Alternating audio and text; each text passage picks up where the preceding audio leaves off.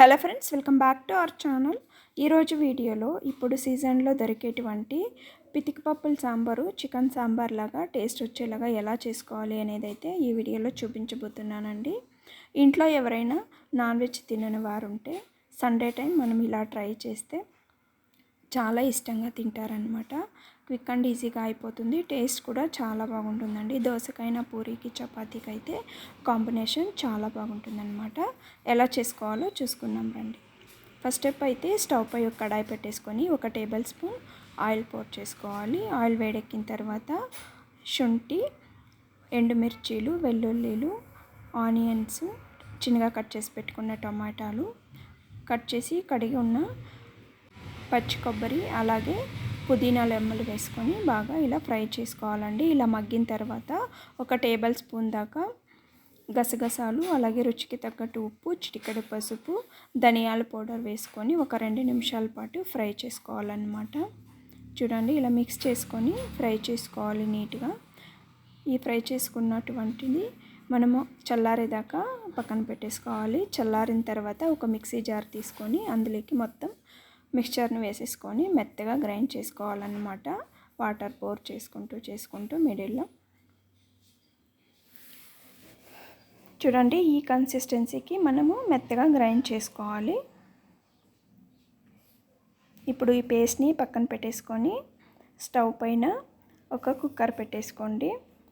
ఒక 2 table spoon దాకా oil వేసుకొని ఇందులోకి ఆయిల్ వేడెక్కిన తర్వాత ఆవాలు, చిన్నగా కట్ చేసి పెట్టుకున్న ఒక ఆనియన్ వేసుకొని బాగా ఫ్రై చేసుకోవాలండి. మనకు ఇలా కొంచెం కలర్ వచ్చిన తర్వాత ఆనియన్స్, చెక్క లవంగం పౌడర్ని అయితే ఇక్కడ యాడ్ చేసుకుంటున్నాను.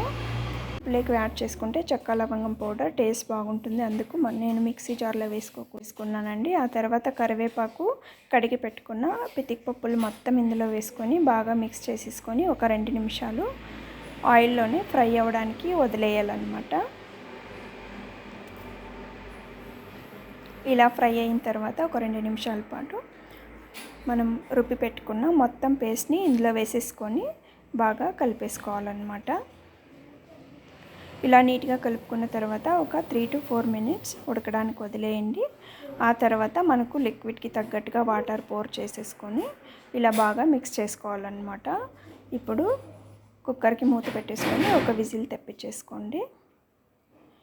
ఒక విజిల్ వచ్చిన తర్వాత ప్రెషర్ మనమే తీసేయాలండి. ప్రెషర్ అంతా వెళ్ళిపోయే వరకు వెయిట్ చేసామంటే పప్పులు మొత్తం మెల్ట్ అయిపోయే అవకాశం ఉంటుంది సాంబార్లో. సో ఇలా మనం ప్రెషర్ తీసేసుకున్నామంటే పప్పుల్లాగే చాలా బాగా ఉంటాయన్నమాట. అలాగే చూడండి, ఈ విధంగా మనకు పప్పులు మొత్తం అలాగే ఉన్నాయి. ఇప్పుడు కొత్తిమీర వేసేసుకొని కొంచెం ఒక 2 నుంచి 3 నిమిషాల పాటు ఇలాగే కుక్కర్ మూత తీసేసి ఉడకపెట్టేసుకోండి. మసాలా మొత్తం బాగా ఉడుకుతుందన్నమాట, పప్పులకు పడుతుంది. నేనైతే ఇక్కడ దోశకు సర్వ్ చేసుకున్నానండి. చాలా ఇష్టంగా తిన్నారు. పూరీకి అయితే ఇంకా టేస్ట్గా ఉంటుంది. దోశ, చపాతీ, పూరీకి మనం సర్వ్ చేసేసుకోవచ్చు అన్నమాట. వీలైతే ఈ రెసిపీని మీరు కూడా ట్రై చేయండి. అలాగే ఎలా వచ్చిందో కమెంట్ సెక్షన్లో కమెంట్ డ్రాప్ చేయండి. ఒక లైక్ ఇవ్వడం మాత్రం మర్చిపోవద్దు. అలాగే ఛానల్ని సబ్స్క్రైబ్ చేసుకొని సపోర్ట్ చేయండి. Thank you for watching.